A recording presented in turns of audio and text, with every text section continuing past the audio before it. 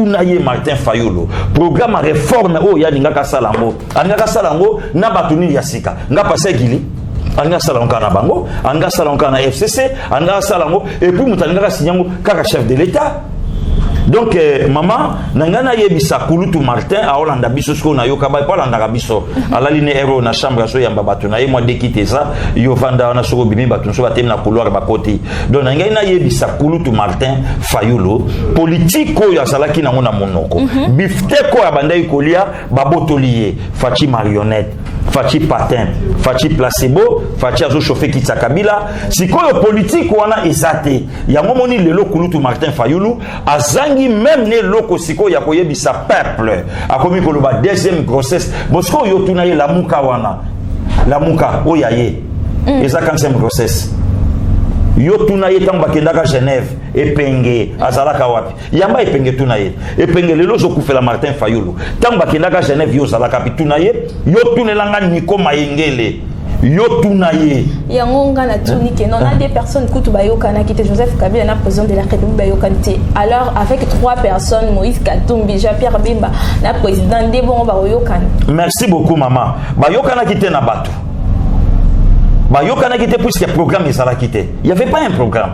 Même à ta Vital Kamerhe na fachi na Nairobi programme ya la kité bango moko na Genève programme ya la kité pour le président Eli Sokabimi programme ya la kité mais le lorsqu'on a quatre union sacrée il y a un programme il y a moni ensemble il y a union sacrée ça mouvement ya batu tout autour il y a programme au chef de l'état a tiena kati donc tout ça yango tout tambola et ça c'est le rôle mbeka ya meli ba sky naye aya lobinga na ko fondateur tarabatu mususu mais on a pas le biya ko se mobiliser makasi pour la deuxième mandat ya président de la union sacrée ça na likambo ya 2023 te Fachi c'est un homme d'état madame Fachi ne calcule même pas tout ça batu balobaka lokwa Vital Kamerhe kangami yo en tout cas na este au chalo kolote ba yambi Fachi na este koleka ndenge basalaka na Vital Kamerhe esengela ki bongo batia bongo ba condition avant ba yamba batu na kati union sacrée non union sacrée et alaki na ba préalable nango mais union sacrée a un programme ya mokonzi ya mboka ezali mais na kati union sacrée eza na organigramme o ezali o esimbi ba composition pourquoi Martin Fayulu ayate Martin Fayulu na muzito obakisi Martin muzito bango nyoso ndenge basawana soki basa mingi baka na 5 députés mais Martin Fayulu ya bando osinga bongo dialogue osinga dialogue pas dialogue na nani ye président Eli non si ça crise nini o ya moni na katamboko ye Martin abosinga dialogue pas dialogue na nani en allant encore plus loin madame Obosani na lisanga bonganga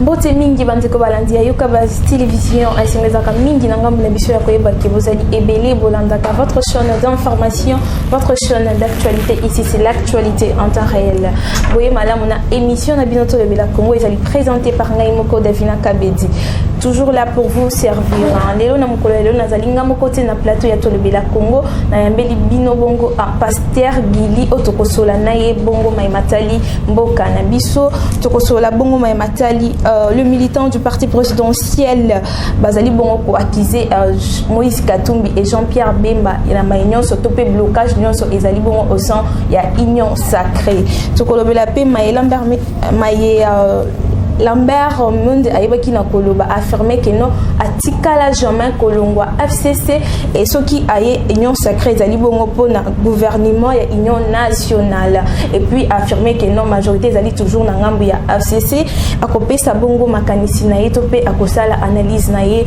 tokolobela bongo pe Maimatali malgré beaucoup il y a 3 personnes hommes ko ya le 13 janvier président Félix Tshisekedi et ses céder nouveau allié Jean-Pierre Bemba et Moïse Katumbi Sabri bandeko balobi bongo bazali ko senga Assemblée nationale et pas mon mboka Moïse Katumbi ndenge toyokeli Jean-Pierre Bemba sengeli bongo azwa prématurant et sengeli bongo boye bakino tukolobe la paix fermeture ya grand marché bandeko obakotika kuna bakokende bongo wapi batije ezali ebele o pe na lobeli awati to pe na annoncé yango awati to ko découvrir yango to pe to ko décortiquer yango kaka na kati ya émission na binoto lobela Congo na kibongo na ko pesa Pasteur Gili Mbote mama mbote na bandeko nyonso ya yoka basi bazolanda biso partout bisika nyonso bozali kimia na mabota na bino na yebike bokozala décité ngonga nyonso tozana bino na bandako na mituka na ba téléphone vraiment bokozala à l'aise. Vraiment bokozala à l'aise, très bien habillé hein, la chemise. Non, c'est une grâce madame. Ngolo kaka. Une grâce présidentielle to le bon. Non, grâce présidentielle te. Ngana zedi kapente. Grâce en colo. Un colo comme tazo batela mais kobo sana pete na la pen opposition na bundaka et le lopena na pouvoir atama maina mela.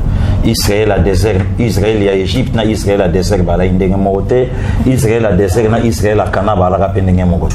Voilà Pasteur Gili to kimba moko to le la bongo maye balobi IDPS akomi ko akize Moïse Katumbi na Jean-Pierre Bemba na mayenyo to pe blocage ezali au son ya union sacrée ezali lisusu RCCT. Bon, merci beaucoup, madame. Mais jusqu'ici, nga nazana katamboka ou toujours l'andelape ma camion so. Lokola na okina nou eloko na voix moko officialité et ça na monoka président Kabunde, ça na monoka CG et lokola non na yokité moyena lobate ke IDPS alobi. Mais le col à peine on a bas sous musoute et ça la même la chose présidentielle et ça la même attend na ba composante au tangiwana le quoi non a yo qui angote donc ngape na batena no kimia tout na ndenge tozo kende mais le quoi mokonza kutana ki na bande ko na yeba solo laki to ebite malé mais makamyo so kende malam mais le temps mutakolo ba blocage mais informateur na silisi na no musala o ba pesa qui était pourtant informateur aussi ça musala tanga ko remettre rapport et pas moto atinda qui était makambo ko tambola malonga te ndesika tokoloba keno ezana kokoso mais le col informateur assiste dans no musala te et tokoloba blocage par rapport ya nini donc c'est ça donc ga eloko na lingi batu babatela kimia totika musa et puis loko moko na ngana lo baboye mama omoni biso ba imboka tozolinga mokonza mboka atambusa mboka ndengo biso tolingi donc 80 millions d'habitants tozala na yo atanga soki bokonzi na ye kangela ka biso kabila en tout cas makanga ka kabila ngo akanga kabila mais lelo osa journaliste mokete na mboka langa okoyoka malobani loba marasute apanza assemblée azozela tini yango ti sikoyo parlement ngo panza na kaka mais lelo mabunda ke makambu ya ko dissoudre parlement et loba makalisute et ngelo bake au delà o nyonso biso tozoloba ye moko mokantombolo azana carte na ye azana programme na ye azana politique na ye oye pazolandela donc to batela kimia voilà to batela kima et bongo maima koloba malambert menda yebaki ko katia na ngambo union sacrée mais asinga ki bongo na président aye ba bongo ko pesa honneur to pe ko protéger l'ancien président de la République Joseph Kabila Kabeng ezali parmi ba conditions oyo ayebaki na postenga avant à adhérer union sacrée to ba bongo na ko indima ki non ba conditions les allait accepter to pe ezali accepter. Merci mingi mon amboka soki alobi ke za ba condition mais ngapi siko na plateau na yo potala maka lelo en tout cas bravo aussi na yoka base sango kende sango vraiment izo kende bandeko bazotala bazoyoka tozo pe rapport à kitoko vraiment félicitations et puis félicitations aussi na DG bato bayebi kaka mutabagar mais côté musu DG donc ndeko nanga trésor lumba bechole vraiment nzambe apambola nzelo koti vraiment kitoko biso pe to kubunda makambo kende malamu donc ngana lo baboy omoni lambert mende tanga pe ba condition mais fallait expliquer bato accord ngo baloba ikeno fachi basinisaka ya accord le ngo accord comme il demande le ngo accord madame.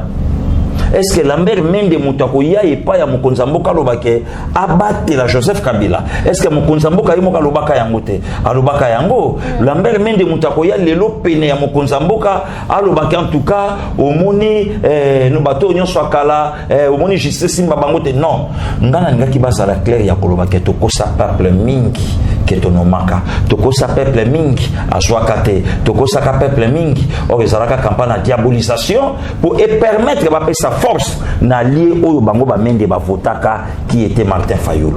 Donc c'est ça. Donc voilà nyo c'est ça nango pamba.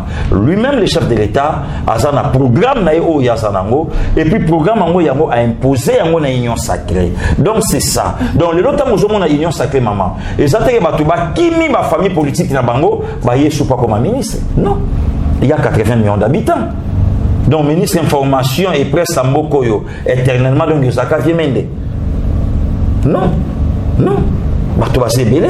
Il y a des compétents au pele lo bakoti aye akosa pe musala pe kitoko malamu koleka lisusu donc ngana kosenga na kulutu mende en fait na union sacrée toza mana posa na bangote na union sacrée toza na posa ya ba congolais o lelo baza na souci ya ko soutenir programme chef de l'état pe peuple a vivre malamu na sima mokongo na bango donc toza na posa te ke na ye po na tuni famille politique nanga nde balobi ba ya menaza toujours na FCC ngana oyebisa kulutu mende atikala kana FCC mena mai o makolo Makino, Jean-Pierre Bemba a cosigné primature et puis Moïse Katumbi a cosigné à Bongo à l'Assemblée nationale. Au monde qui est allé bon baya qui bon partage à gâteau ton dernier. Merci beaucoup maman. Ce qui n'a tout ni source mon aussi resaté.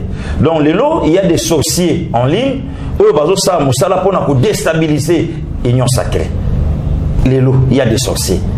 Oh lelo bazo sala information na bango au monité la mère menda lobi boy au moni kuna te moindo nzangi ya lobi au moni mais madame bande ko nyo solo ba olanda biso partout dans le monde programme mo konzambo kezani l'homme congolais au centre mais ceux qui kulutu Jean-Pierre Bemba ye et que kulutu Katumbi ye aye pour ba soutenir l'homme congolais bon lelo spoyo muto ako déclarer par batouana moko bango wana ayeba ki kozana bango na Genève mais oui Genève et Simbakate puisque Jida la Kanaka. Ça risque aussi Simbati. Non, non, non. Et Simbakate n'a Genève puisqu'il n'y avait pas un programme. Mais dans l'Union sacrée, il y a un programme. Il y a chef de l'État. Et puis Genève, elle a dit ensemble, collectif.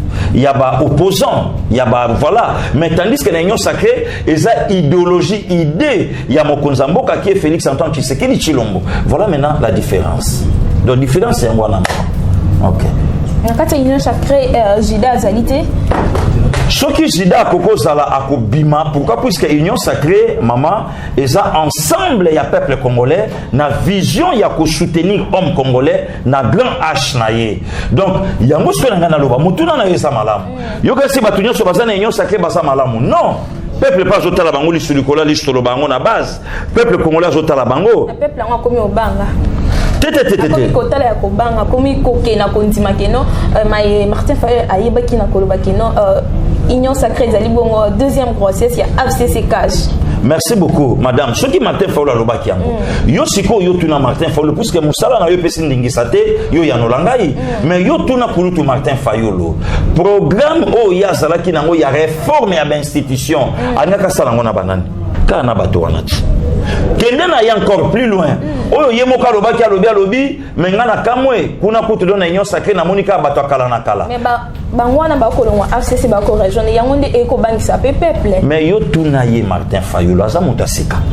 Azaka na conférence nationale souveraine yo tuna ye Martin Fayulu muzitu ya tambolaka na ye asa mutasika na politique yo tuna ye Martin Fayulu programme réforme o ya ninga ka salango na batuni ya sika nga pase gili anga salonka na bango anga salonka na FCC anga salango et puis mutanga sinyango kaka chef de l'état. Donc maman nangana yebisa kulutu Martin a Olanda biso sko na yo kaba pa landa biso ala line ero na chambre so yamba batu na ye mo dekiteza yo vanda na soko bimi batu so batem na couloir ba côté. Donc nangana yebisa kulutu Martin Fayulu politique ko ya salaki na ngona monoko bifte ko abanda ikolia babotolier fachi marionnette fachi patin fachi placebo fachi azo chauffer kitsa kabila sikoyo politique wana esate yango moni lelo kulutu Martin Fayulu azangi même ne loko siko ya koyebisa peuple akomi koloba deuxième grossesse bosko yo tuna ye la muka wana la muka oyaye eza 45e grossesse yo tuna ye tamba kendaka Genève epenge azalaka wapi yamba epenge tuna ye epenge lelo zo kufela Martin Fayulu tamba kendaka Genève yo zalaka pi tuna ye yo tunelanga Niko Mayengele yo tunaye yango nga na tuni ke non a des personnes kutu bayokana ki te Joseph Kabila na président de la République bayokana te alors avec 3 personnes Moïse Katumbi Jean-Pierre Bemba na président de bon bayokana. Merci beaucoup maman bayokana ki te na batu bayokana ki te puisque programme ezala ki te il y avait pas un programme. Même à ta Vital Kamere na Fachi na Nairobi, programme est à la guité. Bango Moko na Genève, programme est à la guité. Pour le président Eli Sokabimi, programme est à la guité. Mais lorsqu'on a quatre unions sacrées, il y a un programme. Il y a un moment ensemble, il y a union sacrée, ça, mouvement, il y a tout autour, il y a programme au chef de l'État à Tienakati. Donc tout ça, yango, tout tambola. Et ça, c'est le rôle ambika, il y a Meli Baskainaye, Aya Lobinga na cofondateur, Tarabatumsu. Et on a pas le biais à se mobiliser, mais quand c'est un deuxième mandat, président de la Union sacrée, ça n'a likambo ya 2023. Fachi c'est un homme d'état, madame. Fachi ne calcule même pas tout ça. Batu balobara lokwa Vital Kamera kangami yo en tout cas na este ocha lokolote. Ba yambi Fachi na este koleka ndenge basalaka na Vital Kamera. Et sengela ki bongo batia bongo ba condition avant ba yamba batu na kati union sacrée. Non. Union sacrée et ala ki na ba préalable nango. Mais union sacrée a un programme ya mokonzi ya mboka ezali. Mais na kati union sacrée eza na organigramme o ezali o esimbi ba composition. Pourquoi Martin Fayulu ayate? Martin Fayulu na Muzito, obakisi Martin Muzito bango nyoso ndenge basawana. Soki basa mingi baka na 5 députés. Mais Martin Fayulu ya bando osinga bongo dialogue. Dialogue osinga dialogue pas dialogue nana ni président Eli. Non, si sa crise. Crise nini o ya moni na katamboko. Yé Martin. Akosinga dialogue pas dialogue nana ni. En allant encore plus loin madame Obosani na lisanga bonganga. Lisanga bonganga azala ministre AI ya sport na kana Égypte. A remercier mon konzamboka. Ba longola eba ebisi aux incompétents ya kozala ministre au na région de Martin Fayulu président Eli. Ça c'est la mauvaise foi. On a là plus loin la sorcellerie. Mais et là on a CP lelo Martin Fayulu na Joseph Kabila la muka ya Martin Fayulu bepenge na ba papita ba comme même mot, même langage, même moral. Même personne va travailler avec Joseph Kabila, ba on a pe lelo ba zo travailler na président de la République, ba on a ba koya na ngamba union sacrée. Est-ce que le président ne risque pas ya ko subir ba même conséquences que Joseph Kabila a subi? Non. Ils ont ba condition mibale. Fachi était formé le lopa comme place à commis. Kabila a comme président à condition au bison sotoyebi. Kabila ba pesier costume, Kabila ba pesier maloba, Kabila ba pesier téléméli, Kabila ba pesier nationalité, Kabila ba pesier démarche. Mais au ba pesier Kabila Fachi sanango. Ba ko sai nana. Au ba pesier Kabila na ba congolais Fachi sanango. Ba ko sai nana madame. Fachi yebi politique ko le kamosito. D'ailleurs, pour votre information, maman, na voyez ça bande konyoso, oyo tout ba olanda biso lelo na yoka base. Batu na parlo azalaka allié ya PPRD. Mais il s'est retrouvé comment à se retrouver lelo opposant Adolphe Muzito, un produit fait par Fachi. Tunaye asa na zolanda biso. Et lelo tango lobi keno ba ko manipuler biso to vandaka élection te nana tindaka bango na dialogue ba sango ba tombola Fachi si maman rappel na ye ba yeba ki ba compétence na ba qualité o ya salaki na ba ko bon komi tout na keno et sengela ki bongo te ba dissoudre ka parlement on pona en solution yeba na kozwa. Non déjà majorité zanango majorité ali maman majorité za ya osambate majorité ali donc ils ont ngoli kambote le lopa fatam sou ntakoko loba mais au cas où et persister mon conseil on pense c'est lui le chef de l'État mais besoin à faire ça que peuple congolais a kendenaye bien dengazo kendenaye pourquoi puisque azana âme au peuple pe bazana. Voilà, nous fermons la parenthèse to le belabongo Gabriel Kinga lobi bongo na Lubumbashi ba jeune drogué bazali bongo ko déclarer indépendance. Est-ce que l'indépendance bazo déclarer ngo pa ba jeune drogué est-ce que ni les obata manasima wana? Merci beaucoup maman na zoe bisayo Congo et kotikala ko kabwana te papa Lumumba ayebisaka biso loko wana. Mais soki patriarche alobi loko bongo aza mokolo aza katange ayebi mais loko ngana ko interpeller ba katange. Et si quand bazoluka c'est sur Katanga, balakisa biso le vrai Katanga, balakisa biso le grand Katanga. Est-ce que le grand Katanga madame existe encore? Est-ce que Zali Muto bango lelo ba bateli na Katanga, amorcelé Katanga en 4. Hein? Amorcelé Katanga en 4. Est-ce que le grand Katanga existe encore tilelo? Donc baluka nanu unification. Il y a le grand Katanga ou les baluka aux sécessions katangaise. Non, c'est la distraction pure et simple. Donc baluka nanu unification. Babenda Kalemi ezonga, babenda Koto ezonga, Katanga donc le grand Chaba et Zonga yango nde alaki fierté ya mboka na biso donc nyonso wana mama na zo yebisa yo e kotikala ko sala manango te yo zo banza ki non ba leader politique bazali bongo na sima mai makoleka mais ekoko sangate na kotanga même ba kombo ya batute mais yo moko yebi ke lelo soki ça que le botanga ba kombo batu mais madame lelo Joseph Kabila na Katanga soki paga isalami lobi premier indice au salama Togolobana to tanga kombo na ye voilà donc mais ba yeba ke rapport à mapinga ezali e bando sa mosala yo moko yoki koluto mende déjà sa bandi kolela nango rapport à mapinga yali kobosa na teke justice mboka na biso ezali kobosa na teke madame le tout puissant Kalev lelo déjà kombo na ya mwana seke ba yokaye kobosa na te donc mutu a pensé te ke lelo soki alobi asala eloko moko na Katanga ndako sa l'épargner ou bien Katanga ko bima ou bien ba ko sala bu non bato ba ko sana eloko wana te. Voilà, tout côté bongo matali fermeture ya grand marché, ya marché central zando balobi bongo bosoto eleki mais bandiko o batika kana zando bako kendi wapi pasteur Gili soki ko conseil la biso analyse to pe commentaire na yo. Merci beaucoup maman. Na ninga na loba boye pour na poema zando. D'abord étant citoyen congolais, koye bandenge ba yimbo kana biso bazo vivre. Biso toza madame ba maman musu ba bimaka na tongo asike le côté bo c'est la ngaka ta na koya.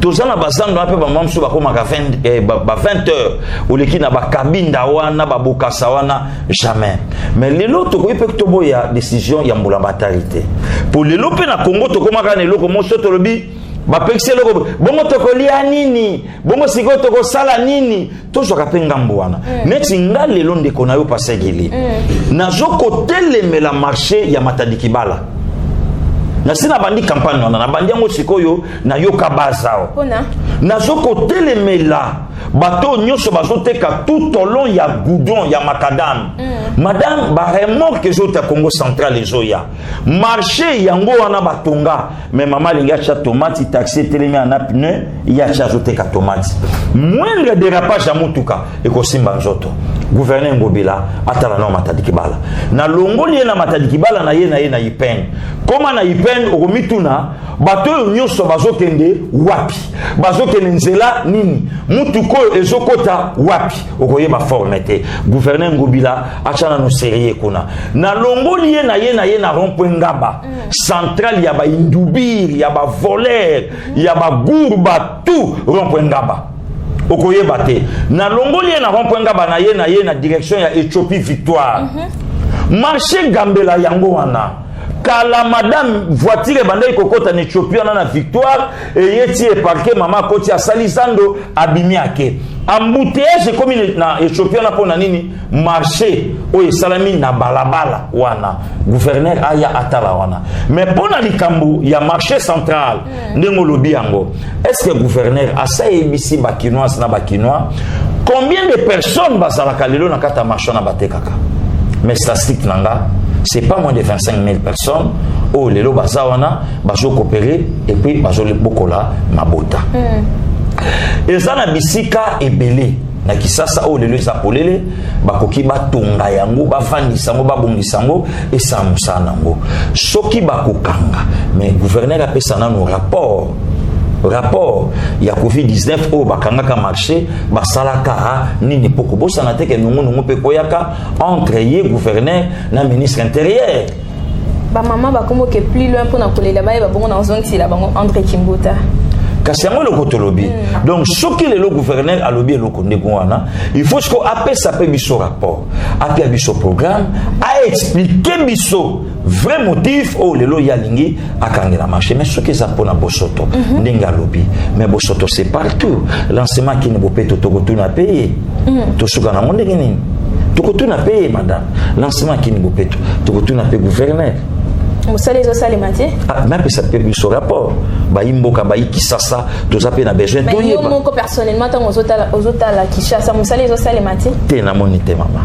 na monité na ebité ceux qui esika oyo sali ceux qui tamusu côté la mission dans comité mais ngai na monité maman yo na monité non na monité otambola na kishasa de na tambola kamena na monité na ebité tamusu côté musu basi babandi mais longo nyaka ndi na baso de mouton voilà longo na baso de mouton to ko ta bongo mai un peu perdre à l'obibino bozui ba gros poisson na bango nyonso bozui ba gros poisson on dit ba la mer mais ndi bazali bongo ba gros poisson bon PPRD a sali Ramazan Shadari PPRD a sali Animo Vasakani PPRD a sali Batouana atuna la mer mende oyekoli politique wapi atuna la mer mende pour la première fois okoma ministre okoma ngona parti ni pe na famille politique nini donc PPRD bazana respect PPRD ba façonna Kabila façonna bango donc oyo biso tozana bango besoin eza ensemble ya peuple congolais madame eza teke toujours batu ya batu toujours ensemble ya peuple congolais voilà toujours batu PPRD te voilà balobi bazo côté les dictature o elekana kala ndi balobi bazo komona lilo ba côté les melango tina suka mais ça tombe aussi bien ba yeko la politique à IDPS ndeko nanga Christian Bossem IDPS ezali bongo dictature non ça tombe aussi bien lelo ba yeko la politique à IDPS ya ko revendiquer lelo yo PPRD bandi revendiquer madame c'est que démocratie ekoti c'est que démocratie ekoti le na mboka PPRD lelo abandi ko revendiquer mais bravo et que ça l'appelle malamu baye pour la opposition oyo IDPS sala voilà ça tombe bien merci na bango vraiment courage en tout cas nzamba ko sunga bango na bambango voilà Jean-Claude Katindi alobi bongo la mort de général Mokutu auti bongo kotika biso pe à son âme alobi ezali bongo mauvaise nouvelle pour la mission to pe procès au faki ba bandela ya Moïse Laurent Désiré. Bon je ne sais pas na condition ni alobeli yango alobi azaki bongo pièce maîtresse. Bon, je ne sais pas. Maintenant, au Batunion, c'est là qui s'était dit Capend. Le dit Capend libéré, Nessi Casco Togoye Bappé, et fait dit qu'il y a Macambonion. Voilà. Tous les bons étaient Capend à Fongola. Masolo Bat, Alobakiamo, Yemoko Mama. Yemoko colonel de Alobakiamo. Il faut peuple congolais bailler bassi réellement 20 ans au Yassali. Yemonta Sala Macambouana Toyete. Et dit Capend à qui bon mon côté. Mais justement, abîmé payé mon côté. Mais la terre principale, la moto yo bakangaki. Et à la qui dit, donc tu vois la vérité, ce qu'on a monopole dit à Koloba. Voilà, mesdames et messieurs, je vous rappelle que Nathalie Bongo na mon amboka pasteur Gili Obon na mbela kibino yeto betani masolo ma Nathalie Bongo kaka boka na biso pasteur Gili to kota Bongo ba députés provinciaux bazali Bongo ba manifester qui balobi baza 11 mois en pays.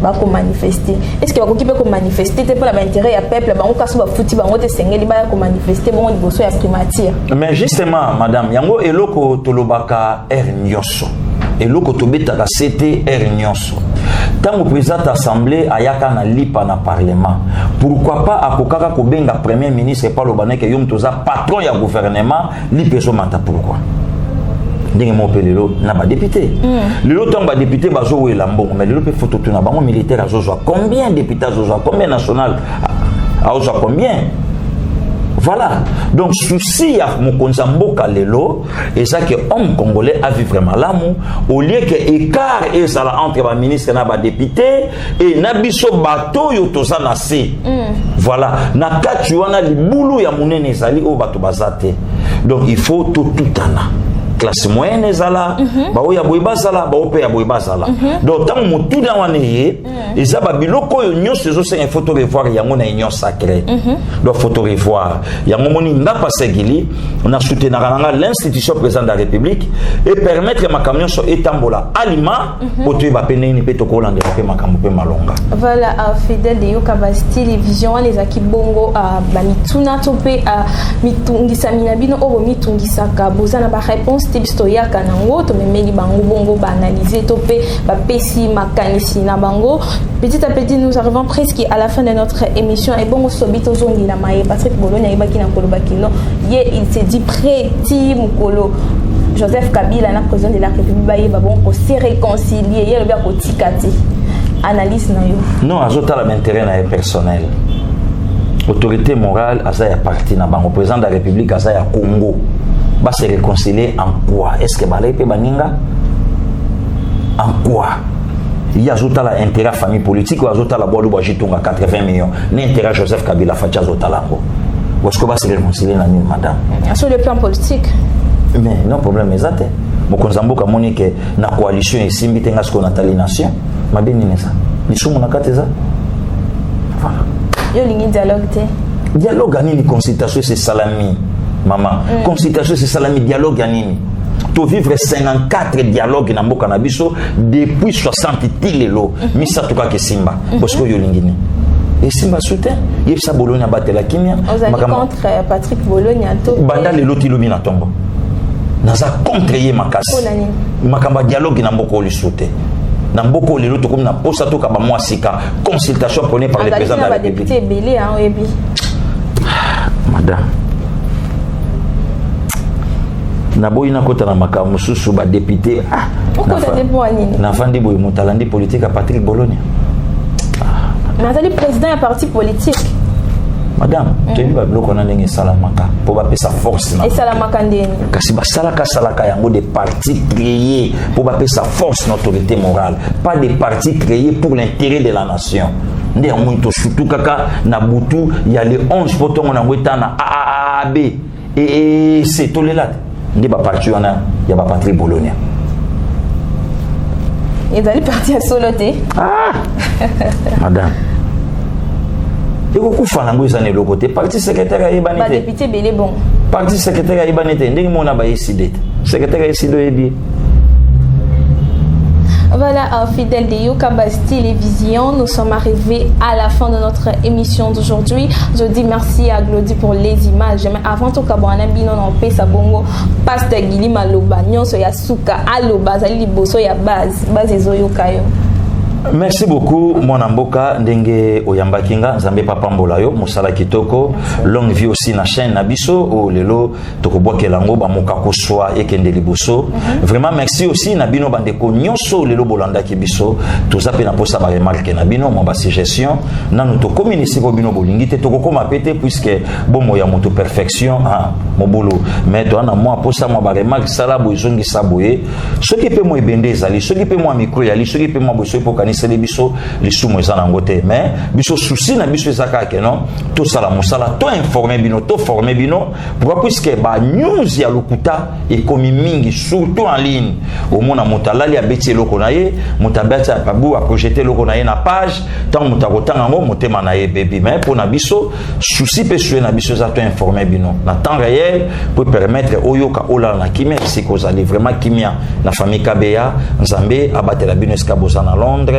mama Jos nzamba batela yo mama Marthe yala kimia yaya na yebi makambo kutai nango vraiment en tout cas tout ça to sa musala docteur yelema yaya moto nzamba batela bino biso tozali donc il y a pas de souci tout ça musala biso na nkola zo mema biso merci beaucoup madame merci natondi bongo pasteur Gili j'espère que ezali mbala sukato ezali bongo chaîne bino awa balinga koyoka bino o ezali bongo yoka bas donc à chaque fois to a besoin j'espère que non o disposer tant na to pe ko pesa biso temps pour balandia Yokabaz Télévision ba yoka yo to pe balanda banaliste na yo osala ka kitoko voilà nous sommes arrivés à la fin ya émission ya mokolo ya lelo na tondi bongo bino nyonso oyo bolanda ka biso na Yokabaz Télévision continuez de vous abonner massivement na Yokabaz Télévision vous ne serez jamais déçus parce que ici c'est l'information ici c'est l'actualité en temps réel donc abonnez-vous partagez likez commentez parce que ba commentaire na bino ya monde sala ka to c'est perfectionné kaka ndenge passe Gili à lobby commentez sur monument kokoso au monument bleu quelque part écrivez-nous tozawana pona koyamba yango et puis ko salela yango parce que biso toyoka ka obino bolobaka voilà je dis merci à derrière la caméra lui c'est qui c'est Glody H4 pour les images merci à mon DJ Abécholé pour l'opportunité je ne cesserai de le dire moi et vous on se retrouve à la prochaine merci beaucoup merci